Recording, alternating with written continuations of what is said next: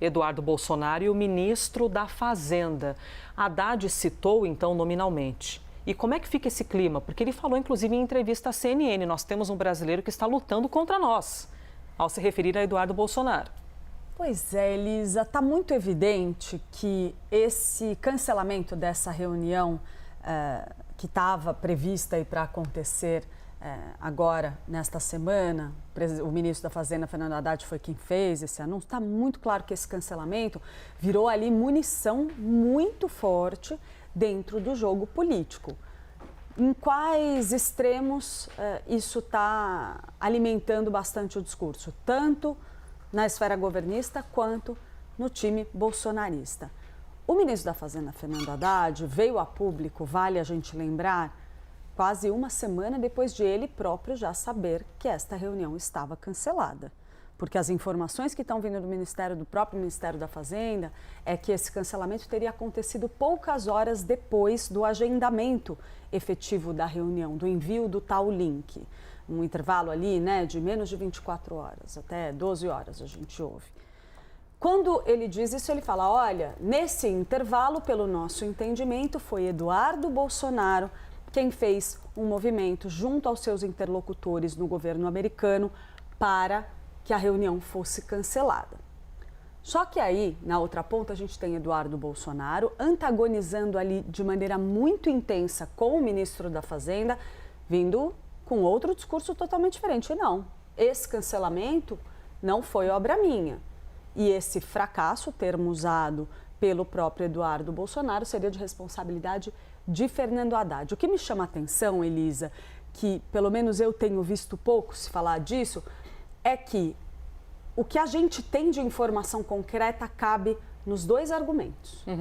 Porque sim, Eduardo Bolsonaro está nos Estados Unidos com o objetivo de atiçar o governo americano a impor sanções ao Brasil. Ele mesmo fala isso abertamente, não é mistério para ninguém. Poderia sim perfeitamente ter agido para atrapalhar o diálogo entre o Ministério da Fazenda e o Tesouro americano, que já vinha sendo trabalhado fazia várias semanas pelo ministro da Fazenda, Fernando Haddad.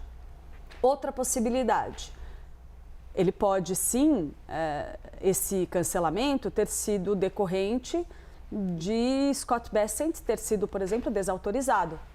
O ministro da Fazenda, Fernando Haddad, veio a público, falou sobre uma reunião que estava marcada para dali a uma semana e 12 horas depois, ou algumas horas depois, esse link foi imediatamente cancelado.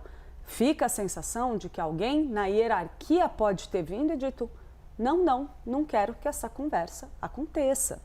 Então, pela ótica bolsonarista, pode sim ter sido responsabilidade do próprio Haddad, que veio a público, falou sobre uma reunião que vinha sendo azeitada ali de maneira discreta. Afinal de contas, Scott Bessent tinha uma disposição do Ministério da Fazenda de embarcar, do ministro embarcar num avião e estar em 24 horas nos Estados Unidos para uma reunião presencial. Então, se não tivesse dito publicamente, por um aceno mais discreto, talvez. Será?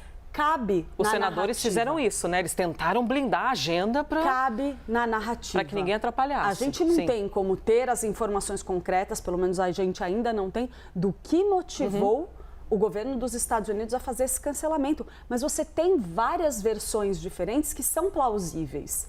E isso tem como consequência o quê? Um acirramento muito forte da polarização e a ideia de que o jogo político se sobrepõe de vez à nossa agenda comercial. Até então, o governo brasileiro estava tentando separar as duas coisas. Estava dizendo, Fernando Haddad e Geraldo Alckmin vão cuidar da estratégia comercial e o jogo político vai ficar na mão do presidente Lula. Não funcionou. O que aconteceu agora nas últimas 24 horas, quando a gente toma conhecimento aí do cancelamento dessa reunião? A janela de diálogo se fecha, a negociação que estava em andamento, ou estava tentando ser aberta ali pelo governo brasileiro, se fecha, pelo menos a janela mais promissora que a gente tinha, que era essa anunciada por Fernando Haddad. E agora a gente vê Fernando Haddad numa ponta, Eduardo Bolsonaro na outra, discutindo política. Eles estão fazendo um jogo político. A pergunta é, onde fica a agenda comercial? Na mão de quem? Sob responsabilidade de quem? Quem vai tentar reabrir esse canal de diálogo? E, principalmente, foi alguma decisão superior que desautorizou o Scott Bessent? Porque se foi, isso valida o discurso do próprio governo brasileiro.